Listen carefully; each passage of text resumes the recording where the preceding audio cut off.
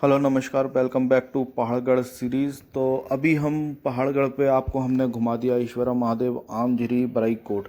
अब हम वापस जा रहे हैं अपने घर की ओर।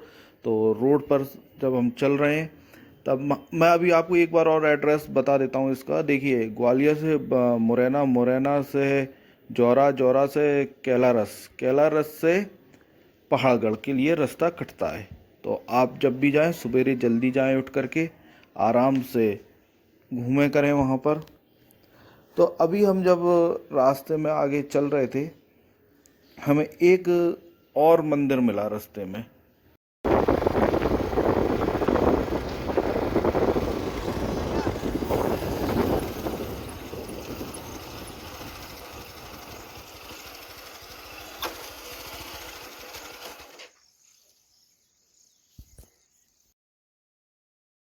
पहाड़गढ़ में हर जगह शिवालय हैं, तो अभी ये और दूसरा एक और मंदिर हमको मिला है।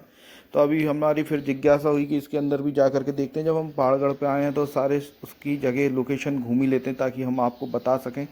तो अभी हम इसके अंदर जा रहे हैं कि कैसा है ये मंदिर। अभी हम आपको दिखाते हैं कि क्या इसमें खासियत है। तो लेकिन आप जब भी आए, ख़ास हो नहीं हो, जगह है, आप ज़रूर घूमें और सवेरे जल्दी आएँ यहाँ पे पहाड़गढ़ के लिए ताकि आप ये वो अच्छे से घूम सकें। तो मंदिर फिर था से मैं जो कि अभी एड्रेस मैंने आपको अंदर से बता दिखाया देता था। हूँ। ग्वालियर से जब मुरैना, हम मुरैना से जौरा, आमझिरी जौरा से से कैलारस, आते हैं तो जब बीच में खड़े होंगे कैलारस से तो पहाड़गढ़ के उल्टे लिए हाथ रास्ता पर कट जाता है। आप वापस आम वो उस पे ईश्वरा महादेव पे जाएंगे। लेकिन जब सीधे हाथ पर आप लौट चलेंगे तो सीधे हाथ पे कुछ 1-2 किलोमीटर के बाद में आपको ये स्थान मिलेगा। अंदर आप देख सकते हैं, घूम सकते हैं। बढ़िया बना हुआ है मंदिर। शिवालय हर जगह, शिवालय चारों तरफ, जहाँ पर शिवालय ही शिवालय हैं। तो चलते हैं अंदर। अभी हमने गाड़ी को खड़ा कर दिया और 2-4 मिनट का एक बढ़िया सा ट्रैक ले करके हम पैदल पैदल अंदर की ओर जा रहे हैं। सारे यहाँ पे शिव मंदिर यहाँ पे आसपास आपको दिखाई देंगे। और जो ये आप जो पानी देख रहे हैं, आगे जाके एक बड़ा झरना बना हुआ है। ये पूरा पानी जा करके पगारा डैम में मिल जाता है। ये पूरा पानी पगारा डैम में जाता है। मेरा भी फोटो खींच लो भाई। हाँ, आपका भी मैं खींच रहा हूँ। ये कौन सी नदी का झरना है? ये आसन नदी का। ये आसन नदी का झरना है जो कि पगारा डैम में जा करके मिलता है।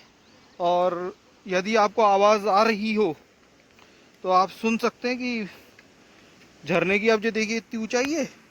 अब मैं आपके लिए कूदूंगा यहाँ से, आपको दिखाने के लिए, जगह घुमाने के लिए।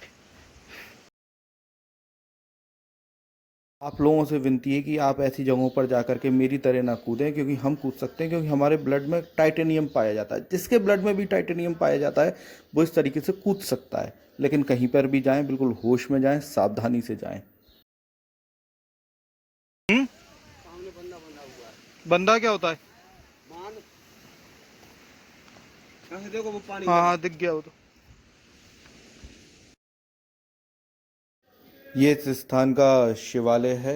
वैसे तो सारी जगह पे बढ़िया मूर्ति वगैरह रखी है, झरना वगैरह बह रहा है, लेकिन अभिषेक हो रहा है, जल अभिषेक हो रहा है। लेकिन ये वाले जो शिव जी हैं, ये इसी तरीके से पहाड़ी पर एक शिवलिंग बना हुआ, शिवलिंग आकृति का एक पत्थर रखा हुआ है, जैसे हम भगवान शिव बस का यहाँ रूप पर मानते यही हैं। ना किया करें। ये देखिए, डिस्पोजल किसी ने डाल दिया यहाँ पे नहाकर। ये शैम्पू का पाउच किसी ने डाल दिया। इससे पानी गंदा होता है। पहली बात तो जो नदी तालाब होते हैं जो हमारे, इनके अंदर साबुन वगैरह का प्रयोग नहीं करना चाहिए नहाते करते में। और मैं अभी यहाँ पर दिखाऊँ, अभी तेज़ बारिश और हो जाएगी ना, तब ये पूरी जगह पे जहाँ पे मैं चल रहा हूँ ना, यहाँ चल नहीं पाऊँगा। इतनी फिसलन और बड़ा तेज़ झरना होगा। अभी मैं आपको एक और चीज़ दिखाता हूँ। यहाँ पे जो आवाज़ जो आ रही थी, बड़ी दूर से आवाज़ आ रही थी, वो इस झरने की आ रही थी।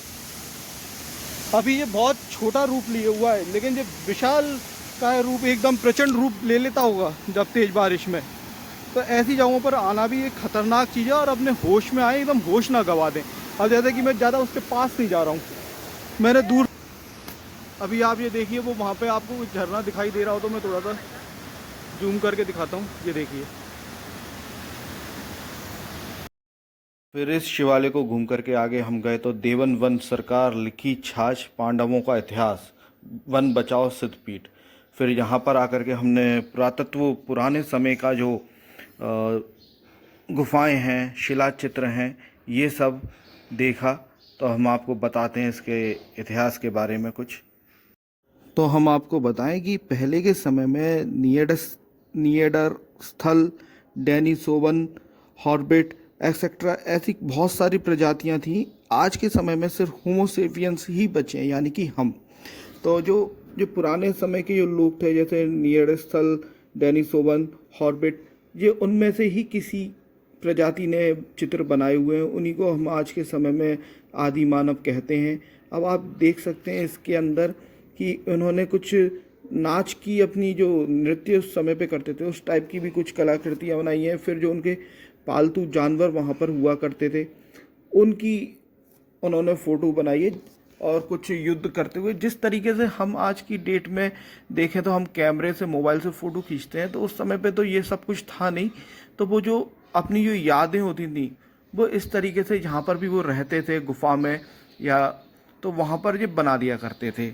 इसे लिखी छाछ इसलिए बोलते हैं। अब ये देखिए, मोर सांप को खा रहा है, आपको पता ही है कि मोर सांप को खा जाता है, तो उन्होंने यहाँ पर चित्र बना दिया है किसी अपने बच्चे को समझाने के लिए या उसे शिक्षित करने के लिए, एजुकेशन के लिए, या किसी के लिए भी। अब आप इसके बगल से जो रंगोली देख सकते हैं, वो रंगोली आपने अमूमन अपने घरों में कहीं ना कभी बनाई ही होगी। इस तरीके की हम बनाते रहते हैं रंगोली वगैरह।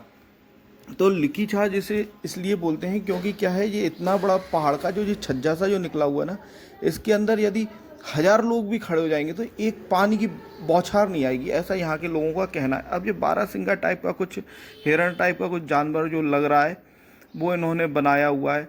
साथ में ही इन्होंने कुछ अपने युद्ध कौशल को दिखाया हुआ है कि इस तरीके से हमने लड़ा करा था। उसके बाद में ये हाथी से कहीं पर जा रहे हैं और युद्ध के लिए कहीं पर जा रहे हैं, शायद हाथी पे बैठ करके। उस समय पे भी ये हाथी हुई, गैया हुए, ये सब चीज़ें ये पालते थे। और आज के समय भी हम गैया, हाथी वगैरह ये सब पालते हैं, क्योंकि ये चित्र मानो कि उस समय पे कोई एजुकेशन देने के लिए, जो उनके बच्चे हुआ करते थे उन्हें शिक्षित करने के लिए शायद हो सकता है बनाए गए हों, या अपनी यादों को समेटने के लिए भी उन्होंने बनाए हो सकते हैं। तो जिस तरीके से आज हम गैया वगैरह पालते हैं क्योंकि ये हमारे लिए दैनिक दिनचर्या के लिए हमारे लिए लाभदायक होती है, उसी तरीके से ये हाथी वगैरह कहीं पर भी जाना करना है, पेड़ काटना है या कुछ भी कामधेनु, हम गाय को कामधेनु बोलते हैं, तो गाय पाला करते थे, हाथी पाला करते थे। अब जैसा कि आप इस चित्र में देख रहे हैं, तो इसमें ऐसा लग रहा है कि ये बताना चाहते हैं कि हम ये हाथी पे बैठ करके हम यात्राएं करते थे, दूर दूर तक कहीं पर भी जाना करना होता था, हम हाथी पे बैठ करके जाया करते थे। अब इसकी सूंड को देख करके लग रहा है कि ये शायद ये हाथी हो सकता है। अगली वीडियो जो क्लिप आप देखोगे, ये आम झीरी के पास की है, ये लकी छार की नहीं है। मैं क्या उसमें ऐड ऑन करना भूल गया था, तो अब मैंने उसे ऐड ऑन कर रहा हूँ। ये वाला जो स्थान आप देखेंगे, ये आम झीरी के ही पास एक सिद्धाश्रम है, वहाँ पे ही आपको दिख जाएगा। जो पत्थर पर, शिला पर, वहाँ पर भी कुछ पद चिन्ह वगैरह पाए गए हैं, तो देखिए। और वो भी है उधर। क्या चीज है ये भैया? ये चरण चिन्ह है बाबा के, जो श्यामदेव बाबा है। हाँ। उनके तपोबल से ये शिलाओं ने कैप्चर कर लिए। अच्छा अच्छा। ये वाला स्थान जो है, मैं फिर से आपको बता दूं, ये आम झीरी के पास में ही है। ईश्वरा महादेव के बाद आम झीरी के पास में है। और ये जो डायनासोर का जैसा जो निशान हमें मिला है, इसे मैंने डायनासोर का इसलिए बोला है क्योंकि हॉलीवुड की फिल्मों में इस टाइप का ही कोई डायनासोर का हमने पंजा देखा है, तो हमने इसे डायनासोर का पंजा बता रहे हैं। अब ये किसका पंजा है भगवान ही जाने। मानव के नहीं है, किसी बड़े जानवर की तरफ से। भारत में देखा हो आपने। पहाड़गढ़ ऐसे ना जाने कितने और रहस्य अपने आप में समेटा हुआ बैठा हुआ है। आप यदि इसमें इतिहास में रुचि रखते हैं तो ज़रूर घूम करके आइएगा पहाड़गढ़।